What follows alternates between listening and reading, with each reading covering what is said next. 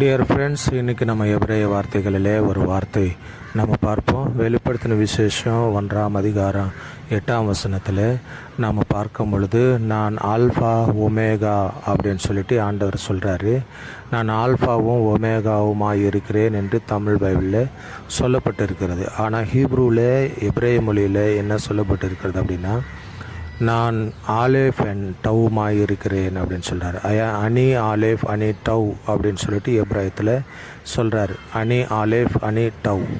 ஆகனால தான் alpha omega இல்லை, எப்ரேய வார்த்தையில் சொல்லப்பட்டதான அனி ஆலேஃப் அனி டவ் அப்படின்னா அந்த வார்த்தைக்கு என்ன அர்த்தம் அப்படின்னா, நானே துவக்கமும் நானே முடிவுமாய் இருக்கிறேன். தமிழ் பைபிளில் பார்க்கும்போது நான் ஆதியும் அந்தவுமாய் இருக்கிறேன் அப்படின்னு சொல்கிறாரு. இந்த எபிரேயத்தில் எழுதப்பட்டிருக்கிறதான இந்த வார்த்தை ஆனது க்ரீக்கில் டிரான்ஸ்லேஷன் பண்ணும்போது க்ரீக்கினுடைய வார்த்தைகள் அங்கே வைத்தாங்க. அதனால தான் அந்த ஆலேஃப் அண்ட் டவ்ன்னு சொல்லிட்டு அவங்க சொல்கிறாங்க. ஆனால் அந்த எபிரேய வார்த்தையில் அவர் சொன்ன பிரகாரம் எபிரேய மொழியில் தான் பேசியிருக்கிறாரே தவிர க்ரீக்கு மொழியிலே அவர் பேசவில்லை.